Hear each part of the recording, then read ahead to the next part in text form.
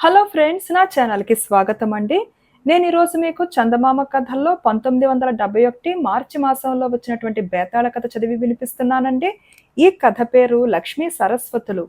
పట్టువదలని విక్రమార్కుడు చెట్టు వద్దకు తిరిగి వెళ్లి చెట్టుపై నుంచి శవాన్ని దించి భుజాన వేసుకుని ఎప్పటిలాగే మౌనంగా శ్మశానం కేసి నడవసాగాడు. అప్పుడు శవంలోని బేతాళుడు, రాజా, నీ ప్రయత్నం సఫలమైతే దక్కిన ఫలితాన్ని అనుభవిస్తావో లేక విజయశ్రీలాగా జారవిడుస్తావో అని నాకు సందేహంగా ఉంది. నీకు శ్రమ తెలియకుండా ఉండగలందులకు ఆమె కథ చెబుతాను విను అంటూ ఇలా చెప్పసాగాడు. ఉజ్జయిని నగరంలో ఒక పేద పండితుడు ఉండేవాడు. ఆయనకు విజయశ్రీ అనే కుమార్తె, ఆమె తర్వాత 2 కుమారులు ఉండేవారు. విజయశ్రీ తమ ఇంట తరచుగా పండితులు చేరి చేసే చర్చలు ఆలకించేది. ఆమె ఏకసంధాగ్రహి కావటం చేత ఒకసారి విన్నది మరిచిపోయేది కాదు. ఆమె పెరుగుతూ వస్తున్న కొద్దీ ఆమెలో అసాధారణమైన కవితాశక్తి ఏర్పడింది. ఆమె ఆసువుగా శ్లోకాలు చెప్పడం ప్రారంభించి చిన్న చిన్న ప్రబంధాలు రచించే స్థితికి వచ్చింది. ఆమె రచనలు చదివిన వారు ఆమెను సరస్వతి అవతారమని పొగడటం ప్రారంభించారు. ఆమె తన తండ్రి వెంట చిన్న పెద్ద పండిత సభలకు వెళ్లేది. ఆ విధంగా ఆమె ప్రతిభ గల కవయిత్రి అన్న విషయం బాగా ప్రచారంలోకి వచ్చింది. ఈ ప్రతిభకు తోడు ఆమె యుక్త వయస్సురాలు అయ్యేసరికి దేవతాస్త్రీ అని భ్రమింపచేసేటంత సౌందర్యవతిగా తయారయ్యింది. 10 మంది మెచ్చే కవిత్వం రాస్తుందని, అసాధారణ సౌందర్యవతి అని అనేక మంది ఆమెను వివాహమాడగోరారు. కానీ ఆమె చంద్రశేఖరుడు అనే యువకుణ్ణి మనసులో తన భర్తగా వరించింది. దురదృష్టవశాన చంద్రశేఖరుడు కూడా పేదరికంలో మునిగి తేలుతున్నవాడే, కానీ అతనికి ఆమె కవిత్వం పంచప్రాణాలు. అందుచేత కవయిత్రిగా తనకు కొంత రాబడి ఏర్పాటైనప్పుడు పెళ్లి చేసుకుందామని మనసులో తీర్మానించుకుంది. ఇలా ఉండగా దేశపు రాజుగారికి విజయశ్రీని గురించి, ఆమె కవితా సామర్థ్యం గురించి తెలియవచ్చింది. అప్పుడు రాజుగారు తాను ఏటా జరిపే పండిత సభకు ఇతర కవులతో పాటు విజయశ్రీని కూడా ఆహ్వానించాడు. రాజుగారు తనను సత్కరించినట్టయితే తమ దారిద్ర్యం కొంతవరకు తీరుతుందని, అప్పుడు తాను కోరిన వాణ్ణి పెళ్లాడవచ్చు అని విజయశ్రీ ఆశించింది. ఆమె రాజుగారి పండిత సభకు వెళ్ళింది. పండిత చర్చలు జరిగేటప్పుడు పెద్దల అనుమతితో విజయశ్రీ కూడా తన అభిప్రాయాలు చెప్పి పండితులను ఆశ్చర్యపరిచింది. అటు తర్వాత కావ్య పఠనం జరిగింది. అప్పుడు మిగిలిన కవులతో పాటు విజయశ్రీ కూడా తన రచనలు కూడా చదివింది. ఆమె కవిత్వానికి పండితులు అమితాశ్చర్యము, ఆనందము ప్రదర్శించారు.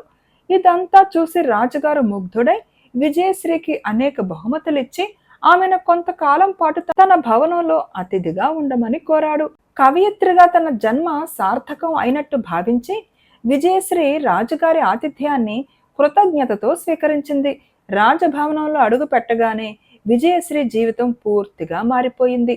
అతి త్వరలోనే ఆమె దారిద్ర్యం ఎలా ఉంటుందో కూడా మరిచింది. అంతఃపురంలో అనేక దాసీలు, వాళ్ళు రోజు ఆమెకు షోడశోపచారాలు చేసేవారు. దివ్యమైన బట్టలు కట్టబెట్టేవారు, నగలు ధరింపచేసేవారు. ఎక్కడికి వెళ్లాలన్నా అందలాలలో తిప్పేవారు. రోజు ఆమెకు నృత్యగాన వినోదాలు ఉండేవి. స్వర్గ సుఖం ఇంతకన్నా ఎలా ఉంటుందో ఆమె ఊహించలేకపోయింది. రోజు యువరాజు ఆమె వద్దకు వచ్చి ఆమెకు తెలియని వేటలను గురించి, యుద్ధాలను గురించి కబుర్లు చెప్పేవాడు. ఈ వాతావరణంలో విజయశ్రీకి పునర్జన్మ ఎత్తినట్టయింది. ఇందులో పాండిత్యం గురించి, కవిత్వం గురించి చర్చలు లేవు. ఆమె పాత జీవితాన్ని జ్ఞాపకం చేసేది ఏదీ లేదు. పూర్వంలాగా ఆమె నోట శ్లోకాలు ఆసువుగా రావటం కూడా మానేశాయి. ఈ నూతన జన్మకు ఒక పువ్వు పూసిన చందంగా ఒకనాడు యువరాజు తనకు ఆమెను వివాహమాడాలని ఉన్నదని, అందుకు రాజుగారి అనుమతి, రాణుగారి అనుమతి లభించిందని ఆమెతో అన్నాడు. విజయశ్రీ ఆశ్చర్యచకితురాలై తన అభిప్రాయం మర్నాడు చెబుతాను అన్నది. ఆమె ఆ రాత్రల్లా నిద్రమాని ఆలోచించి ఒక నిర్ణయానికి వచ్చి తెల్లవారగానే రాణిగారి దర్శనం చేసుకుని తనకు యువరాజును వివాహం చేసుకునే ఉద్దేశం లేదని, తనకు రాజభవనంలో దొరికిన సత్కారానికి కృతజ్ఞురాలునని, తనను వెంటనే తన ఇంటికి పంపివేయవలసిందని విన్నవించుకుంది. ఆ రోజే రాజుగారు విజయశ్రీని సగౌరవంగా తన తండ్రి వద్దకు పంపేశాడు. తరువాత కొద్ది కాలానికి ఆమెకు చంద్రశేఖరుడికి వివాహం జరిగింది. బేతాళుడు ఈ కథ చెప్పి, రాజా, విజయశ్రీ అంత అవివేకంగా ఎందుకు ప్రవర్తించింది?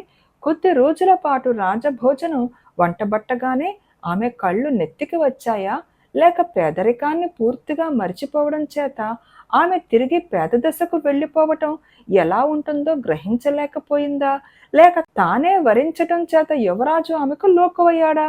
ఆమె తెల్లవార్లు ఏమి ఆలోచించి ఉంటుంది? ఈ అనుమానాలకు సమాధానం తెలిసి కూడా చెప్పకపోయావో నీ తల పగిలిపోతుందని అన్నాడు. దానికి విక్రమార్కుడు, విజయశ్రీ వివేకంగానే ప్రవర్తించింది. యువరాజు ఆమె అందం చూసి మోహించిన మాట నిజమే, కాని ఆమె రాజభవనంలో అడుగుపెట్టడానికి కారణం ఆమె పాండిత్య కవిత్వాలు. రాజభవనంలో ఆమెకు ఆ రెండు కరువైనా కూడా అక్కడ జీవితం ఆమెకు స్వర్గతుల్యంగానే కనబడింది. యువరాజు తనను పెళ్లాడతాను అనగానే ఆమెకు తన గత జీవితం గుర్తువచ్చి ఉంటుంది. చంద్రశేఖరుడు గుర్తువచ్చి ఉంటాడు. యువరాజును పెళ్లాడటం అంటే సరస్వతిని కాలదన్ని లక్ష్మికి పాదాక్రాంతురాలు కావటమేనని ఆమె స్పష్టంగా తెలుసుకుని ఉండాలి. అయితే లక్ష్మిని కాలదనటం కూడా అంత తేలిక కాదు. ఆ పని చెయ్యటానికి తీర్మానించేటందుకే ఆమె ఒక రాత్రంతా ఆలోచించవలసి వచ్చిందని అన్నాడు. రాజుకు ఈ విధంగా మౌనభంగం కలగగానే బేతాళుడు శవంతో సహా మాయమై మళ్ళీ చిట్టెక్కాడు. నచ్చిందా ఈ కథ? కథ నచ్చితే తప్పకుండా లైక్ చేయండి, షేర్ చేయండి అండ్ ప్లీజ్ కామెంట్ కూడా పెట్టండి. ఈ కథ అయితే చాలా బాగుందండి. లక్ష్మీ సరస్వతుల్లో ఎవరిని ఎంచుకోవటము సందిగ్ధంలో ఉన్న ఈమె సరైన నిర్ణయం తీసుకుంది. అండ్ నా ఛానల్ సబ్స్క్రైబ్ చేసుకోవడం మర్చిపోకండి. Thank you.